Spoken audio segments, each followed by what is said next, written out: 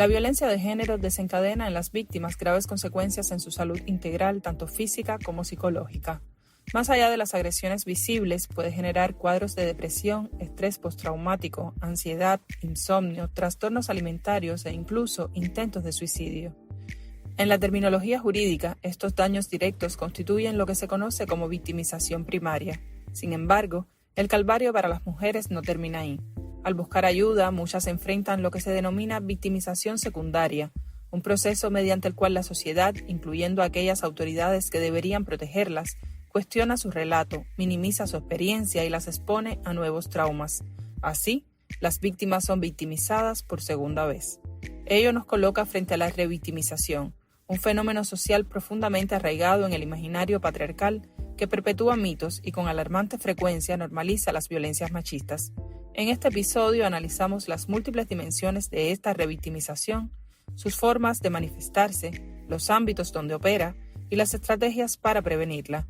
Para abordar esta compleja problemática hemos invitado a destacadas especialistas en psicología, derecho, sociología y comunicación, cuya trayectoria profesional ha estado relacionada con el estudio de la violencia de género y la atención directa de víctimas.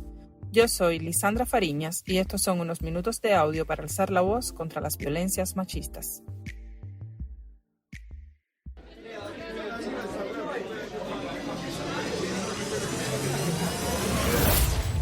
Alcemos la voz, un podcast de la corresponsalía en Cuba del Servicio de Noticias de la Mujer de Latinoamérica y el Caribe, SEMLA.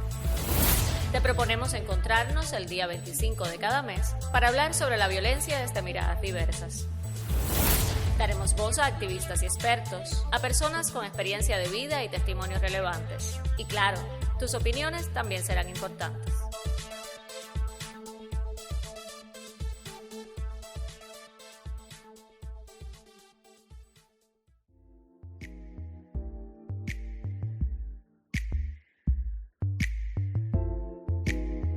La revictimización es como volver a abrir una herida que apenas comenzaba a cicatrizar o incluso antes. Así lo define la psicóloga Yamila Ramos Rangel, quien cuenta con una vasta experiencia en investigación y atención a víctimas de violencia de género en la provincia de Cienfuegos. La experta alerta que cuando una persona ha vivido una situación de violencia, ya sea física, psicológica, sexual o económica, experimenta una profunda sensación de vulnerabilidad y de haber perdido el control sobre su propia vida. Se ve afectada su confianza básica en el entorno, en otras personas y con frecuencia en sí misma. Imaginen esto, una persona que ha logrado sobrevivir a un naufragio, que ha luchado contra olas y el miedo, finalmente llega a la orilla buscando refugio y ayuda. La revictimización ocurre cuando al llegar a esa orilla, en lugar de recibir consuelo y seguridad, encuentra desconfianza, juicio o incluso nuevas formas de agresión, aunque sean sutiles. Esto puede manifestarse de muchas maneras. Cuando se le culpa por lo sucedido, ¿por qué no lo dejaste antes? ¿Qué hacías tú allí? Cuando se le obliga a relatar una y otra vez los detalles más dolorosos del trauma sin un fin terapéutico claro. Cuando se cuestiona su credibilidad o cuando los sistemas que deberían protegerla no funcionan y la exponen a más peligro. El daño es profundo porque reactiva ese trauma original. La persona vuelve a sentir esa impotencia, ese miedo, esa humillación. A nivel psicológico esto puede llevar a un empeoramiento de síntomas como la ansiedad, la depresión, los trastornos de estrés postraumático. Puede minar lo poco que quedaba de su autoestima y su capacidad de afrontamiento. Empiezan a creer que no tienen valor, que no merecen ayuda o que son las responsables de lo que le pasa. Uno de los espacios donde puede producirse la revictimización es en la atención psicológica a las víctimas. Se trata, en muchos casos, de la primera instancia a la que acuden estas mujeres y uno de los ámbitos de interacción más directa con ellas. Ramos Rangel advierte que los profesionales de la salud mental, si no están debidamente formados y sensibilizados, pueden reproducir dinámicas que hacen sentir a la víctima juzgada, invalidada o expuesta innecesariamente.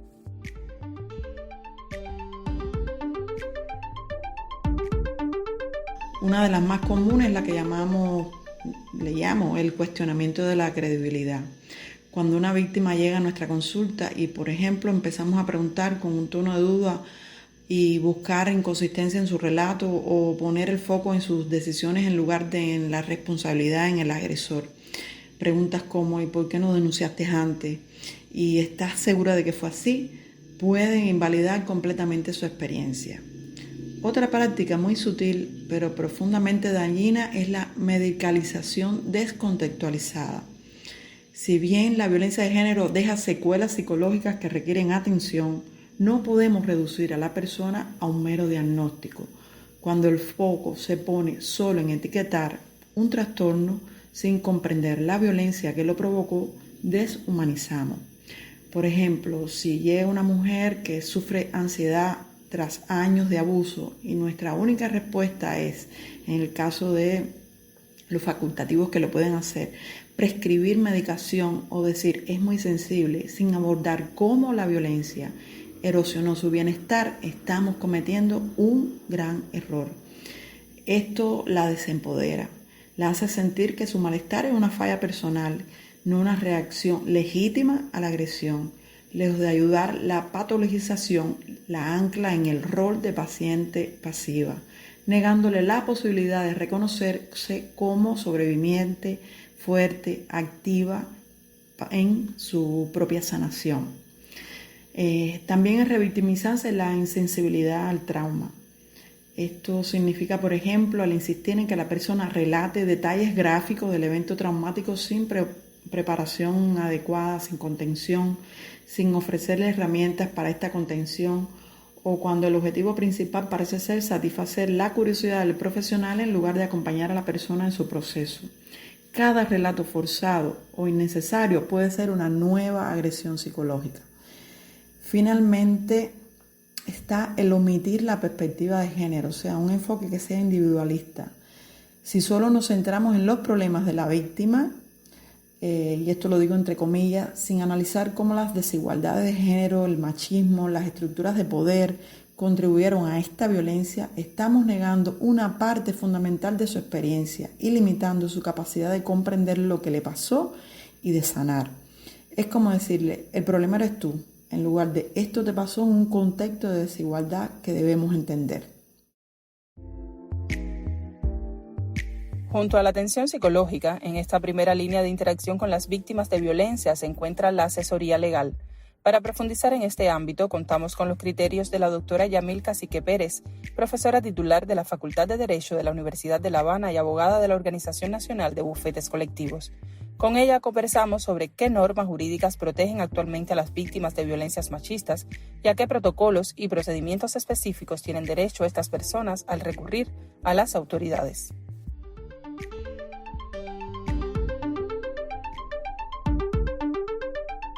La Ley 143 del 2021 reconoce a la víctima como un sujeto de proceso y garantiza el acceso a la justicia penal. De esa manera, le concede un grupo de derechos establecidos en el artículo 141 que inician con el respeto a su dignidad y protección a su intimidad. La víctima de violencia de género goza o disfruta de todos estos derechos establecidos para la víctima en general, pero el legislador previó o tuvo a bien incorporar algunas medidas o algunas disposiciones precautoras para evitar la revictimización. Por ello, cuando se trata de un hecho de violencia de género familiar, la autoridad actuante, dígase la policía, el instructor o la fiscalía, en la etapa investigativa, pues adopta las medidas requeridas para protegerla y tomarle su declaración en condiciones que garanticen su seguridad e intimidad. Es por ello que la ley establece que puede declarar en privado y que esta declaración sea firmada o grabada para ser reproducida en el acto de justicia sin necesidad de que tenga que comparecer en el mismo. De igual manera, le confiere la posibilidad de solicitar la modificación o interesar la protección cautelar cuando considere que las medidas cautelares impuestas al acusado no son suficientes o han sido vulneradas por este y que se encuentre en peligro la vida de ella y de sus familiares. También la ley establece incorpora una medida cautelar esencial para su protección, que es la denominada prohibición de acercamiento a las víctimas, familiares y allegados. En el acto de justicia de asumir la postura como coadyuvante, pues le permite litigar la prueba, le permite debatir la prueba a partir de el pasaje violento vivido que conllevaría a los jueces o que conlleva a los jueces a un análisis pormenorizado de las circunstancias del hecho para luego emitir un fallo justo y adecuado de derecho. La ley además no se circunscribió única y exclusivamente en la protección de la víctima de violencia de género, sino que incorpora en una de las decisiones procesales denominada sobreseimiento condicionado la posibilidad de que cuando éste se establece, pues tenga en los casos de violencia de género o familiar, pues el victimario tenga que someterse a tratamiento médico, psicológico o de otra naturaleza, para evitar, en primer lugar, la reiteración de la conducta y, en segundo lugar, como una medida preventiva ante la violencia de género. Sin embargo, la jurista Arlene Pérez Duarte, otra de las expertas entrevistadas, advierte que aunque existen normas claras sobre cómo proceder ante este tipo de delitos, en ocasiones las autoridades incurren en violaciones e imprecisiones. Estas pueden ir desde no recibir la denuncia o minimizar su importancia, hasta emitir sentencias incorrectamente argumentadas y alejadas de la perspectiva de género. Todo ello socava la confianza de las víctimas en el sistema judicial.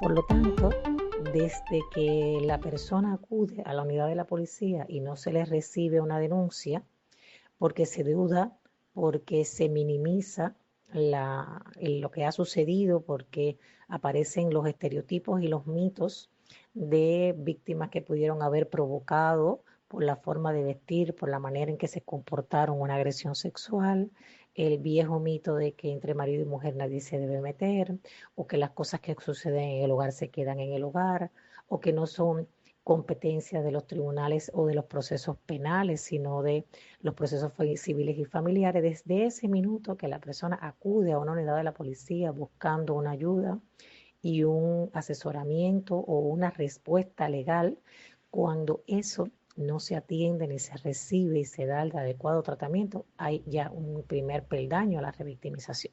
Por lo tanto, si todas estas cosas suceden, de minimizar el hecho, de no atender el hecho, de justificar el comportamiento, de no darle a conocer a la víctima todos los derechos que la acompañan, de no tomar esa declaración con el cuidado y el nivel de especialización que lleva, no solamente hay una revictimización, sino también hay un ambiente que propicia el hecho de no denunciar. Es decir, ¿para qué voy a ir a la unidad de la policía si no me van a creer? ¿Para qué voy a ir a la unidad, a la fiscalía, si no van a comprender lo importante, lo trascendente de lo que ha sucedido? ¿Para qué? ¿Para qué? Sencillamente porque me siento sola, me siento no atendida, me siento olvidada y por lo tanto, ante esa pérdida de confianza, también hay una pérdida de confianza en las herramientas legales y en los mecanismos que existen, porque realmente existen, para poder atender las cuestiones vinculadas a la violencia y particularmente a la violencia de género. Como ya señalaron nuestras entrevistadas, detrás de las dificultades que enfrentan las víctimas de violencia de género para ser reconocidas y atendidas como tales, subyacen numerosos prejuicios y estereotipos naturalizados socialmente. Para la socióloga Yamira Hernández Pita, existe toda una construcción en el imaginario colectivo sobre las personas que sufren violencia basada en género y que es necesario cambiar.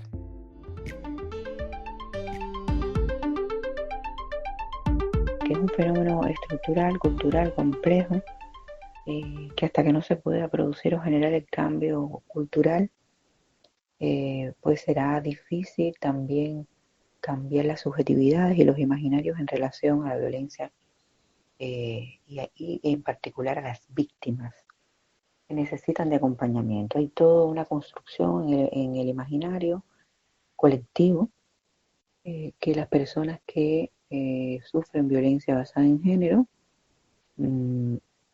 aguantan porque quieren, no se comprende los daños del ciclo de la violencia y por ello hay una resistencia a acompañar, porque tampoco hay generado aún cultura sobre este tema y sobre los lugares, las formas, las vías y las alianzas que se pueden hacer para acompañar a una víctima.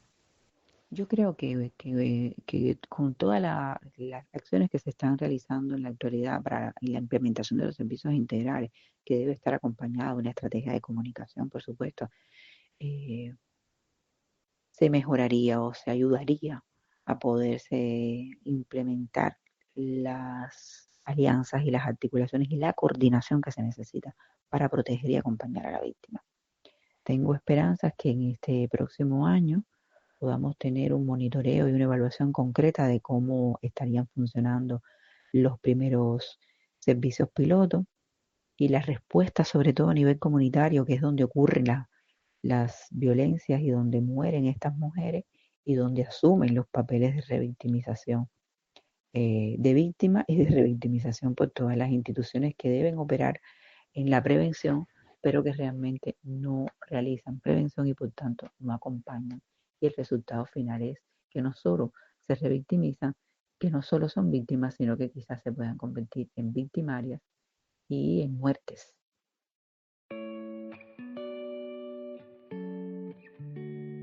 Propuestas a vos. Hoy te traemos 2 investigaciones que tienen como objeto de estudio la violencia de género en Cuba. La primera de ellas pone su foco en el sector de la salud y su rol fundamental en las acciones de prevención de este flagelo y en la atención a sus víctimas. Resulta un deber el establecimiento urgente de acciones que garanticen eliminar toda inequidad de género que se manifieste en los diferentes ámbitos de la sociedad y donde el sector de la salud desempeña un papel esencial. Es importante tomar conciencia de que los servicios de atención primaria son la principal entrada para las mujeres víctimas de violencia de género y la necesidad de una detección precoz de malos tratos depende de los profesionales de la salud, los cuales, en ocasiones, no tienen la formación adecuada para detectar estos síntomas, plantea la investigación. La violencia de género no solo constituye un problema grave de salud pública, sino también un atentado a los derechos humanos de las mujeres. Esta problemática requiere un abordaje efectivo por los profesionales e instituciones de la salud, por lo que se deben desarrollar estrategias dirigidas a la mejora de sus competencias, a fin de que ofrezcan una atención integral a las mujeres que sufren violencia, concluye el estudio publicado con el nombre La violencia de género en Cuba y su relación con el sector salud. Puede acceder a él en versión PDF en nuestro sitio web redsenla-cuba.net. La segunda propuesta se titula Violencia de género en la provincia Santiago de Cuba, que alertan los estudios. Y se trata de una sistematización realizada por un equipo de investigadores de la Universidad de Oriente de los estudios sobre la violencia de género en el territorio registrados entre 2010 y 2020. El trabajo presenta una caracterización de dicha problemática para contribuir al perfeccionamiento de las acciones locales destinadas a su prevención y atención.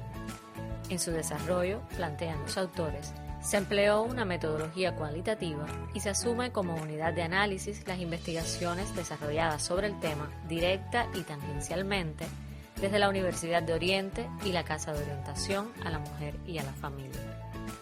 Los resultados advierten sobre la carencia de un enfoque interseccional en la comprensión de la violencia de género. Señalan como los más afectados a las mujeres y miembros de la comunidad LGBTQ de diversos grupos sociales, fundamentalmente en los municipios de Santiago de Cuba, Palma Soriano y Contramaestre. Este documento también está disponible en nuestro sitio web en formato PDF. Y esto es todo por hoy. Pronto volveremos con propuestas a vos.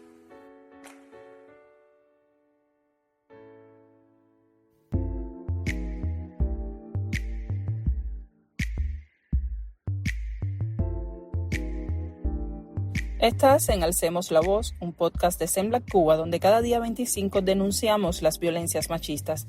Hoy abordamos la revictimización a la que con demasiada frecuencia se enfrentan las víctimas de violencia de género, un fenómeno que no se limita a los ámbitos de atención directa, como las consultas de salud mental o las instancias judiciales, sino que se extiende a un espacio más amplio, la sociedad en su conjunto. Esta expansión se sustenta en una cultura patriarcal donde a menudo se juzga a la mujer y donde sus denuncias son minimizadas o normalizadas. Los medios de comunicación en sus diferentes soportes son también espacios donde pueden reproducirse estas prácticas, muchas veces por desconocimiento. En el terreno de la producción audiovisual, la realizadora Magda González Grau, quien ha abordado recurrentemente las violencias machistas en su obra, considera fundamental tratar estos temas desde la comprensión profunda del fenómeno y sobre todo con claridad acerca de lo que se quiere transmitir al público.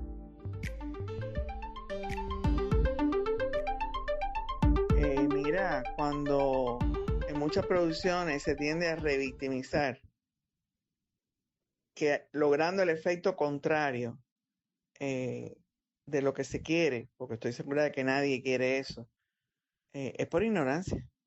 Eso también es un aprendizaje. Uno piensa que provocando lástima o provocando compasión está haciendo el bien, y es todo lo contrario. Yo siento que ese tipo de cosas, de personas que son excluidas o condiciones que son mal vistas, hay que manejarlas para naturalizarlas, no para victimizarlas. Y eso hay que saberlo hacer. Eso no es fácil. Eso no es fácil porque generalmente el primer sentimiento que a ti te debe producir en una situación así, de manera natural, es lástima, y eso no es lo sano. Lo sano es entender qué es lo que pasa con este tipo de personas y tratar de naturalizarlo. Que eso realmente siempre, después que lo aprendí, no vuelvo a equivocarme en ese sentido, porque es algo muy importante, sobre todo para el impacto con los públicos y para la utilidad de la obra que tú haces con respecto a la sociedad. Esas decisiones que son, efectivamente, tienen que estar pensadas desde el guión, pero también desde un encuadre, desde un montaje, porque el lenguaje visual es dramatúrgico. Y cuando tú pones la cámara en un encuadre o en un ángulo, estás queriendo decir cosas. Y entonces tiene que estar muy claro lo que quieres decir. Si tienes claro los objetivos, que no tengan que ver con la revictimización, sino con la naturalización o la inclusión, entonces, si lo tienes bien claro, pones la cámara donde la debes poner y no te regodeas en algunos aspectos que lo que van a provocar en el espectador es lástima y es de alguna manera la revictimización.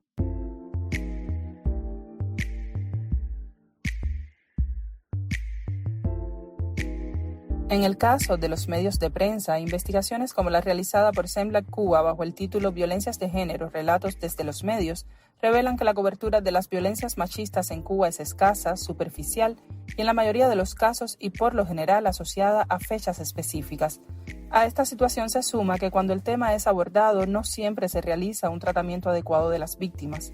La periodista Yuset Puig, de la provincia de Las Tunas, reconoce que tratar los temas de violencia de género resulta complejo tanto para los profesionales como para los medios. Considera que en cada redacción debería existir un asesor o corrector de género, pero advierte que esa realidad todavía nos queda muy grande y en el ejercicio diario se cometen muchos errores. En su opinión, una clave imprescindible para escribir sobre violencia de género es hacerlo desde la sensibilidad.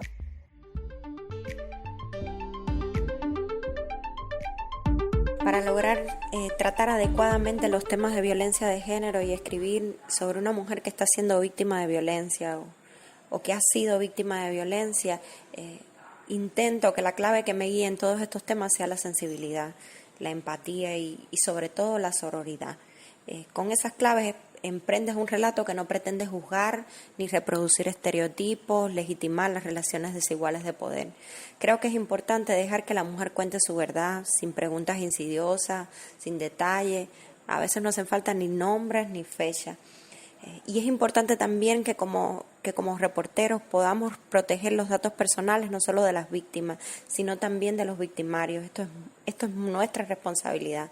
Por lo demás, creo que es vital conservar un producto comunicativo que sea de utilidad para la sociedad, que denuncie, pero que también muestre una ruta clara de a dónde ir en caso de violencia, qué hacer después, dónde, a quién pedir ayuda, mostrar un fenómeno que tristemente matiza nuestra sociedad y no ha encontrado los debidos frenos. En este camino de buenas prácticas hacia la no revictimización, la psicóloga Yamila Ramos Rangel y la jurista Yamil Cacique Pérez consideran que la formación en género, la concientización y la articulación de los profesionales son elementos básicos.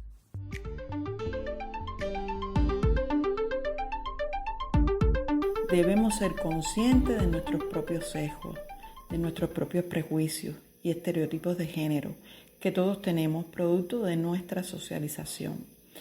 Preguntarnos qué ideas tengo sobre la mujer ideal o cómo debería comportarse una víctima. Juzgo si vuelve con su agresor sin entender las complejas barreras económicas, culturales que existen en contextos como en nuestro país, por ejemplo. Solo al reconocer esos sesgos podemos empezar a desconstruirlos y evitar reproducir incluso sin intención patrones de poder o juicios que revictimicen. Una herramienta fundamental considero que es la supervisión clínica y el trabajo en equipo. Nunca debemos sentirnos solos en este acompañamiento. También es crucial la formación especializada, continua en género y en trauma. Entender las dinámicas de poder, la psicología del trauma, el ciclo de la violencia y las particularidades de, por ejemplo, la violencia en el noviazgo, o sea, desde edades tempranas, nos da herramientas teóricas y prácticas para no caer en interpretaciones erróneas y en culpabilizar a la víctima. Conocer las realidades específicas en nuestro país de nuestras mujeres cubanas, sus fortalezas, sus vulnerabilidades, permite un abordaje más pertinente y respetuoso. En lo institucional, creo que la primera transformación deviene o debe ir de la mano de un cambio de mentalidad en las formas y maneras de hacer, que comienza con la capacitación de los profesionales del derecho en torno a los temas de violencia, al tratamiento a las víctimas de violencia, al impacto de la violencia en las personas que la sufren y que por tanto requiere una fórmula diferente en la investigación penal, en la obtención de la prueba, en el análisis de los elementos probatorios para luego poder demostrar que efectivamente ha ocurrido un hecho de violencia y que la persona que tenemos al frente es una víctima. También urge la articulación entre las instituciones jurídicas, la salud, la Federación de Mujeres Cubanas, que permita un sistema de atención integral e integrado hacia las víctimas de violencia de género, donde se le puedan otorgar los primeros auxilios, las primeras atenciones con empatía, con profesionalidad, bajo la premisa, en primer lugar, de que a la víctima hay que creerle su testimonio, escucharla hasta el final, sin interrupciones, no solo para poder lograr la sanación y la contribución de los elementos que pueda aportar al proceso penal, sino también para que se sienta protegida, valorada y cuidada por las instituciones y organizaciones del país. Creo que la transformación esencial transita por dejar de visualizar el fenómeno de la violencia basada en género como algo natural, sino que todos tenemos que ser activos y proactivos ante el conocimiento de la violencia y por sobre todas las cosas adoptar las medidas necesarias para prevenirla. La Constitución así lo dispuso y las leyes penales en ese camino mantuvieron esa voluntad del Estado cubano. Para Magda González Grau, es fundamental apoyarse en las investigaciones sociales a la hora de abordar temas tan complejos como la violencia de género desde el audiovisual. Lo que necesita el audiovisual cubano, primero es una actitud profesional frente al reflejo de la realidad. Bien profesional. A veces oigo opiniones de colegas que dicen, bueno, esta es mi historia, yo la voy a contar como yo quiera y no me preocupa cuáles son las investigaciones que hay sobre el tema. Yo conozco, porque en mi barrio yo veo que hay personas. No. Yo creo que debe todo proceso ahora que implique un reflejo de la realidad, todo proceso artístico que implique un reflejo de la realidad, que se vaya a contar una historia donde haya temas que son peliagudos, que son desconocidos, que aborden zonas de silencio, que aborden personajes que son excluidos, discriminados. Todo eso hay que apoyarse en las investigaciones sociales. Ese maridaje entre investigaciones sociales y reflejo de la realidad en el arte, yo creo que es imprescindible, porque efectivamente entonces por ignorancia se puede crear el efecto contrario a lo que tú te propusiste. Y eso es imperdonable, porque en el audiovisual es una herramienta muy fuerte y dar una mirada que esté errada en los objetivos puede ser peligroso, muy peligroso, porque el espectador a veces no está preparado ni tiene toda la información para discernir si eso está bien o está mal, y lo toma como la verdad, y muchas veces la verdad absoluta. Cada vez que una víctima de violencia machista es acompañada con verdadera empatía y respeto, no solo se sana una herida individual, también se repara el tejido social y se restaura la confianza colectiva.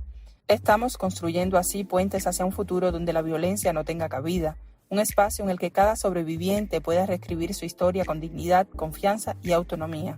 Un futuro donde ninguna mujer tenga que revivir la violencia cada vez que pide ayuda, cuenta su verdad o busca justicia.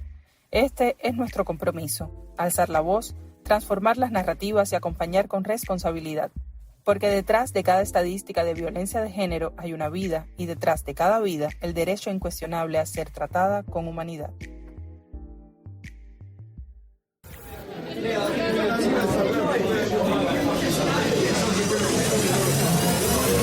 Y ya bajamos decibeles. Hasta otro encuentro en que alcemos la voz.